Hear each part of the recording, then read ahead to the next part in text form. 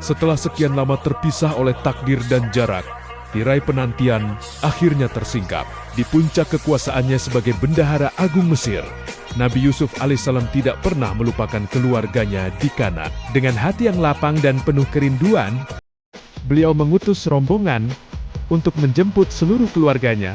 Perintahnya jelas, bahwa ayahku, Nabi Yakub, beserta seluruh sanak saudara untuk datang dan menetap bersamaku di negeri Mesir yang makmur ini. Baju gamisnya yang telah menjadi saksi bisu perjalanan hidupnya, ia titipkan sebagai tanda dan penyembuh bagi sang ayah yang telah lama merana dalam kerinduan.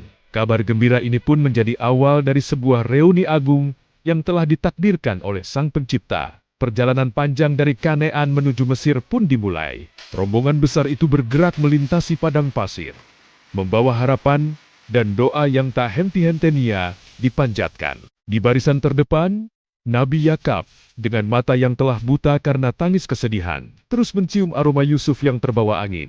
Sebuah firasat yang menguatkan hatinya. Setibanya rombongan itu di perbatasan Mesir, momen yang paling dinanti pun tiba. Dengan tangan gemetar, Nabi Yakub menerima baju gamis putranya. Saat kain itu diusapkan ke wajahnya, dengan izin Allah, penglihatannya seketika pulih kembali. Dunia yang tadinya gelap, kini terang benderang. Dan pemandangan pertama yang ia saksikan adalah wajah putranya yang telah hilang, Yusuf, yang berdiri gagah menyambutnya. Pertemuan ayah dan anak itu diwarnai tangis haru. Sebuah pelukan yang menghapus puluhan tahun penderitaan dan penantian. Puncak dari kisah ini terjadi di dalam istana yang megah. Nabi Yusuf mempersilakan ayah, ibu, dan ke-11 saudaranya untuk naik dan duduk di atas singgasana kehormatan.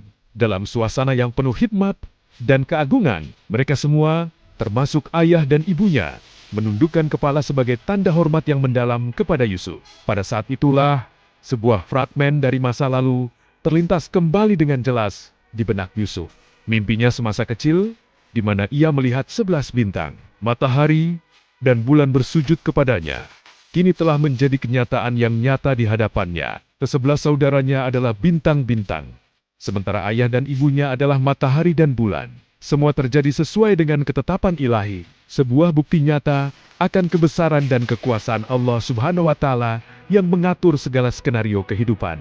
Sejak saat itu, keluarga besar Nabi Yusuf hidup dalam kedamaian dan kesejahteraan di tanah Mesir, bersatu kembali di bawah naungan rahmat Allah.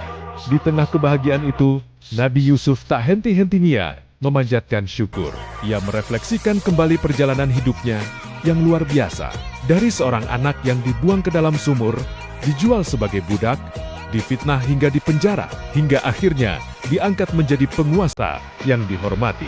Semua nikmat itu ia sadari bukanlah karena kekuatannya sendiri, melainkan semata-mata karena anugerah dan pertolongan Allah. Kisah hidupnya menjadi pengingat abadi, bahwa di balik setiap ujian berat tersembunyi rencana indah dari Tuhan, dan kesabaran serta ketakwaan akan selalu berujung pada kemenangan dan kemuliaan yang tak terduga.